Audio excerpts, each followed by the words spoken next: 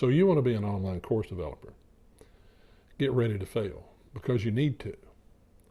Stay tuned and I'll show you how shampoo will teach you a lesson about being a course developer in the online sphere.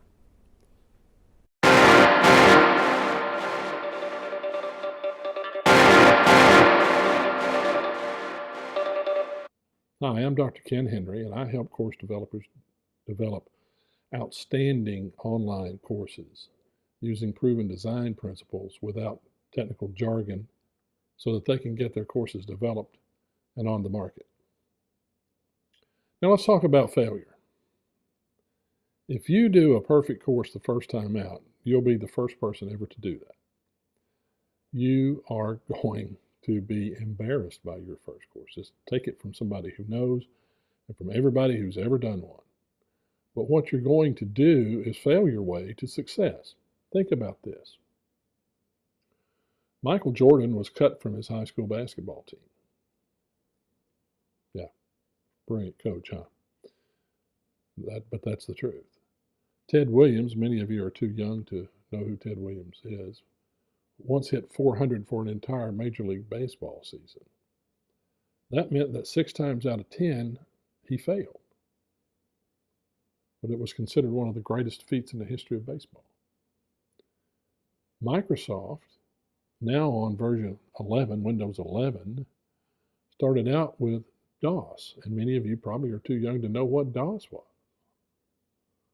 But they kept getting data and refining. The iPhone, take your iPhone. 13's out now. The new one's coming soon. There is no perfection out of the box. There is messy progress. But you can do that. You see, it's like Rocky said and when he was talking to his son in the first Rocky movie. It ain't how hard you can hit. It's about how hard you can get hit and keep moving forward. And the way you're going to move forward is to do this. You're going to do as good a job as you can in developing your course. You're going to get it out there and you're going to get feedback. You're going to gather data. You're going to refine. And that's a never-ending process. In fact, there's an instructional design model based on that called ADDIE. And there's another one based on the same thing called approximation. So what you want to do is pay close attention and understand that you're going to have some failures and some bumps and some adjustments to make. You may have to adjust your niche. They may not want what you think they want, but you're going to have to adjust as you go. Lather, rinse, repeat, just like the shampoo bottle says. Now, let's talk about the niche. We talk a lot about the niche. You want to fish in the ocean because that's where the most fish are, right?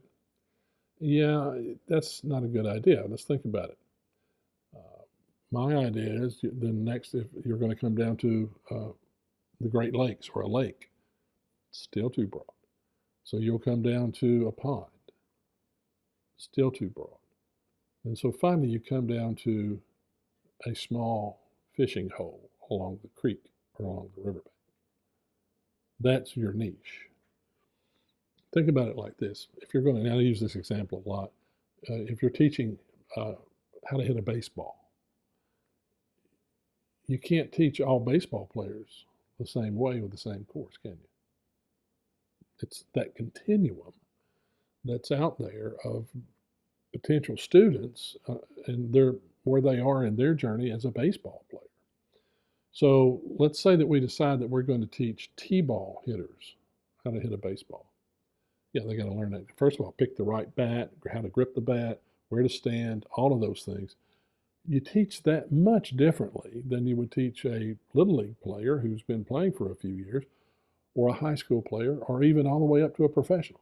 So what you do is you focus on this narrow segment of that broader population, take them where they are at that point of their journey, and get them to where you're going to take them with your course. And along the way, you're going to fail your way to finally having that course that does just that, and it will make you money while you sleep. But you have to fail to do it.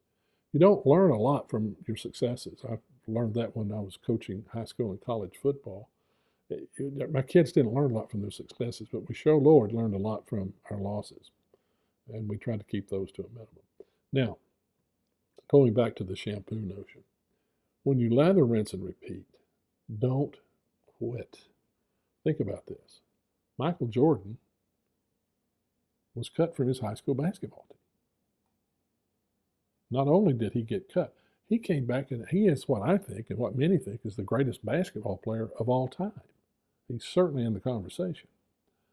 Well, what if he'd have said, "Oh heck, I'm done. I'm going to go play golf or baseball or something else." So the only way to fail at this is to quit.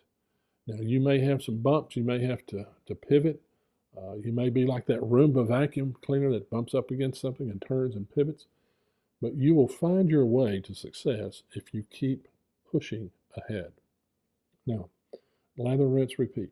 Just keep that in your mind. Lather, rinse, repeat. Develop, get your data and analyze it and refine. And you're going to get there, and you're going to have a wonderful course when you do it. Think about this. If Alexander Graham Bell had given up when trying to develop the telephone, where would we be? If the United States had given up the Pacific after Pearl Harbor, what would our country look like? So keep in mind, you're going to fail your way to success. Great golfers don't win every tournament. You know, they lose when they lose, but they don't win much more than they actually win. So it's a process, and it is a process that you have to be doggedly determined to do, and you need to understand why you're doing it and who you're serving. Focus on serving the student, and that will get you where you want to be.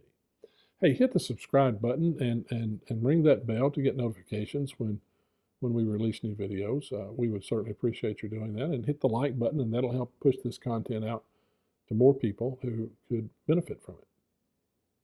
Thank you for staying to the end, and we'll see you next time.